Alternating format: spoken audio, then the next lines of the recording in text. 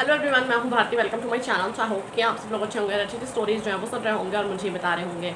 तो आज इस वीडियो में आप लोगों के साथ पॉकेट एफएम की एक ऑडियो बुक का रिव्यू जो है वो शेयर करने वाली हूँ। बात की जाए इस ऑडियो बुक की, इसकी अपडेट मैंने लेटेस्ट ही आप लोगों के साथ शेयर की थी। तब आप लोगों ने मुझसे कहा था कि इसका रिव्यू जो है आप लोग देखना चाहते हैं, तो फाइनली आज आप लोगों के लिए मैं ये वीडियो बना रही हूँ। और मैंने इस कहानी को कुछ हद तक जो है वो सुन लिया है, पूरा नहीं सुना है क्योंकि अभी ये कंप्लीट भी नहीं हुई है और इसकी नॉवल भी अवेलेबल नहीं है।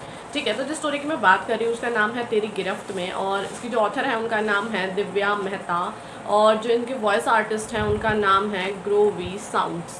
और इसकी जो रेटिंग है वो 4.2। इसके जो अभी तक एपिसोड्स आए हैं वो हैं 25। अब थोड़ा सा इंट्रोडक्शन के बारे में बात कर लेते हैं ताकि आप लोग को स्टोरी के बारे में पता चल जाए। बाकी इसके जो लिंक्स वगैरह होंगे वो मिल जाएंगे आप लोगों को डिस्क्रिप्शन बॉक्स में, वहाँ से जाकर जो है आप लोग इस स्टोरी को सुन सकते हैं। तो इंट्रोडक्शन पर हम वापस आ जाते हैं। तो मेन कैरेक्टर्स जो है उनका नाम है समीर और तृप्ति।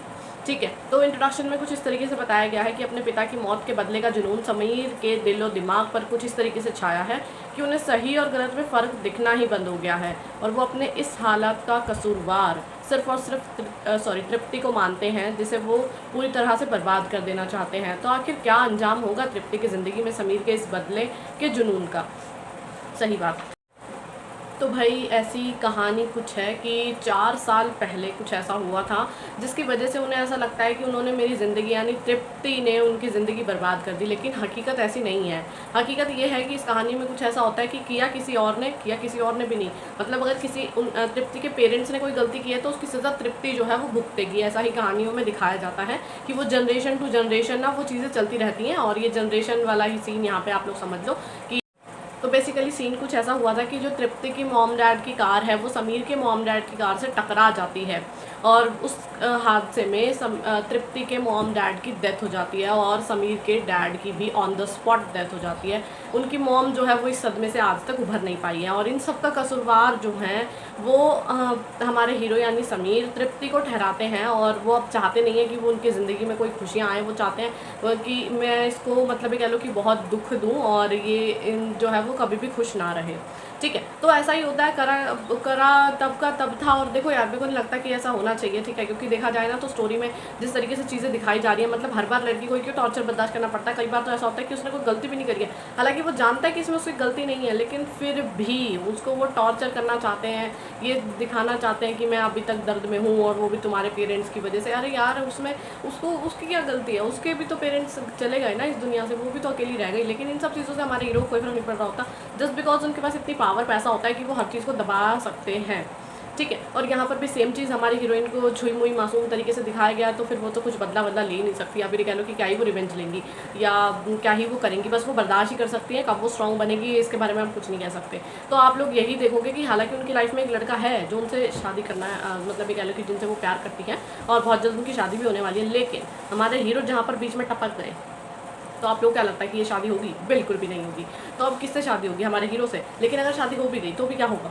क्या वो उनको अच्छे से रखेंगे? ना जी ना, इतना आसान नहीं होता है। वो बहुत अटपटा सा होता है। फिर वो उनको अपने घर ले जाकर उनके साथ नौकरों जैसा सलूक करते हैं, ऐसी वाली चीज़ें। तो इस तरह की कहानी हमने ना बहुत सारी पढ़ी है और बहुत सारी सुनी भी है, तो कुछ डिफरेंट नहीं देखने को मिला। बस मुझे यही खटकती है इन तरीके की स्टोरीज़ में कि यार बेचारी लड़की को क्यों हमेशा जो है वो एक ये कह लो कि कल्प्रिट जो है वो साबित कर दिया जाता है। ठीक है, क्यों ही वो हर चीज़ को बर्दाश्त करे, है ना? उसने कोई टैग लगा रखा है क्या? पर नहीं, चलो ठीक है, क्या किया जा सकता है। यहाँ पर ना कोई किसी का नहीं है। ठीक है, स्टोरियाँ अभी यही बताती हैं कि बदला जो है वो सर्वोपरि है ना? हिंदी मेरी सही है कि नहीं बता देना मुझे कमेंट करके। हाँ, तो मतलब सबसे इम्पॉर्टेंट कुछ है लाइफ में तो वो ये रिवेंज है। उससे फ़र्क नहीं पड़ रहा होता फिर कि क्या हुआ या उस टाइम क्या सिचुएशन थी। तुम हकीकत जानने की कोशिश तो करो कि हुआ क्या था। बेसिकली तुम किसी को इतना ज़्यादा टॉर्चर कर देते हो कि उसका इमोशनल मेंटल सब जो बैलेंस है ना वो बिगड़ जाता है। ठीक है, और तो और तुम जो उसकी लाइफ ख़राब करते हो वो अलग। वो पता लगा आगे चल के तुम उनसे प्यार हो जाता है, लेकिन उन सबसे पहले क्या? तो हमारी हीरोइन इतनी अच्छी होती है शायद वो मासूम से कि वो उनके साथ हंसी खुशी रहने लग जाती हैं। लेकिन चलो कोई बात नहीं, वो उनकी पर्सनल चॉइस है। तो कुछ इस तरह की कहानी अब आप लोगों को समझ आ गया। बेसिकली इसका मेन मुद्दा ना इस कहानी का रिवेंज है। इसी वजह से ये आप लोग को जो है इसमें थोड़ा सा टॉर्चर और फैमिली ड्रामा, इमोशनल चीज़ें, ये सब कुछ जो है वो देखने को मिलेंगी। कुछ डिफरेंट नहीं है स्टोरी में, बहुत टिपिकल सी स्टोरी है। इस तरीके की हमने पढ़ी भी है और सुनी भी। अब आप लोग की इच्छा, अगर आप लोगों को पढ़ना है सुनना है तो डेफिनेटली जाके सुन सकते हैं। सॉरी, पढ़ने का तो ऑप्शन अवेलेबल ही नहीं है, सुनने का अवेलेबल है। तो उसका लिंक मैं दे दूँगी डिस्क्रिप्शन बॉक्स में, वहाँ से जाके जो आप लोग स्टोरी को सुन सकते हैं। बाकी जो बहुत ज़्यादा इमोशनल लोग हैं उन्हें मैं रेकमेंड नहीं करूँगी। बाकी जिनको कोई फर्क नहीं पड़ता वो डेफिनेटली जाके स्टोरी को सुन सकते हैं। बाकी वॉइस की बात की जाए तो साउंड वगैरह सब एकदम ओके है, कोई प्रॉब्लम नहीं है।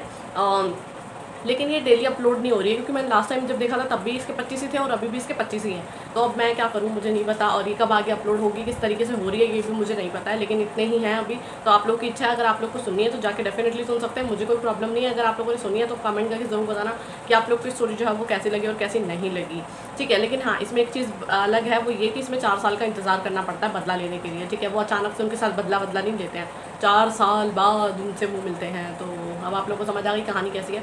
तो देखते हैं आगे आगे और कहानी में क्या होता है और क्या नहीं होता है। तो मुझे कमेंट करके जरूर बताना आप लोगों का क्या ओपिनियन है स्टोरी को लेके। बाकी लिंक्स वगैरह मिल जाएंगे डिस्क्रिप्शन बॉक्स में। उम्मीद कर रही हूँ कि आप लोगों को मेरी वीडियो और मेरी रिव्यू स्टोरी को लेकर पसंद आया होगा। तो अगर आप लोगों को मेरी वीडियो पसंद आती है तो वीडियो को लाइक करना, चैनल को सब्सक्राइब करना बिल्कुल भी ना भूलिएगा। और अगर आप लोग चाहते हैं आपकी फेवरेट स्टोरी नॉट बुक के फिर आपका मैं रिव्यू शेयर करूँ तो आप लोग मुझे कमेंट करके बता सकते हैं। जितनी जल्दी हो सकेगा मैं वीडियो लेकर हाजिर हो जाऊँगी। बाकी जब तक नेक्स्ट वीडियो आती है तब तक के लिए बाय और टेक केयर।